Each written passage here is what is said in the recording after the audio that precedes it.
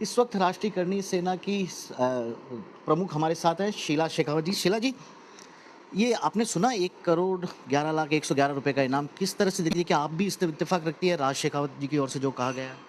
देखिए, पहली बात तो मैं ये आपको बता दूँ कि करनी सेना बहुत बड़ी है और इसमें इतने करनी सैनिक हैं कि मतलब जिसका अंदाज़ा अभी तक नहीं लगाया जा सकता। और आपको एक बात याद होगी कि सुखदेव सिंह गोगामेडी एक बात कहते थे कि मैंने 500 सुखदेव सिंह ऐसे तैयार किए हैं, जो मतलब सरकार को नानी याद दिला सकते हैं। तो सैनिक बढ़ चुके हैं, तो अब वो करनी सैनिक क्या डिसीजन लेते हैं, वो अब पैसे बोलते हैं या फिर नहीं बोलते हैं, ये उनकी भावना है, ये उनके विचार हैं।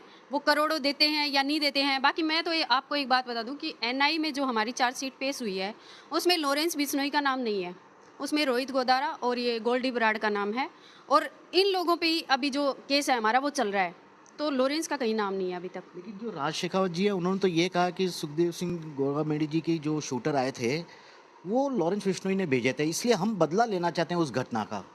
तो जैसे हमारी एनआई से बात हुई, एनआई बड़ी एजेंसी है, तो ऐसी बड़ी एजेंसियां अगर हमें बता रही हैं कि लॉरेंस का कोई हाथ नहीं है, हमारी बात हो चुकी है, तो अब मुझे तो नहीं पता इस बारे में कि अब मैं क्या कहूँ, क्योंकि हमें तो जो मेन टारगेट हमारा लग रहा है वो रोहित गोदारा और ये गोल्डी बराड़ है, क्योंकि इनके ऊपर ही हमारा सारा केस चल रहा है। अपराधी जेल में हैं जो यहाँ पे शूट करके गए हैं, वो न कि अब हम हमारा ध्यान भटकाएं, क्योंकि यहाँ पे ध्यान भटकाने वाली बात है। लॉरेंस वाला मुद्दा अलग है और ये मुद्दा अलग है। बाकी अगर कोई करनी सैनिक ऐसा कुछ करता है तो देखिए, करनी सेना है, अब वो कौन व्यक्तिगत कुछ भी करे, इससे तो देखो वो खुद ही जाने फिर। शीला जी, आप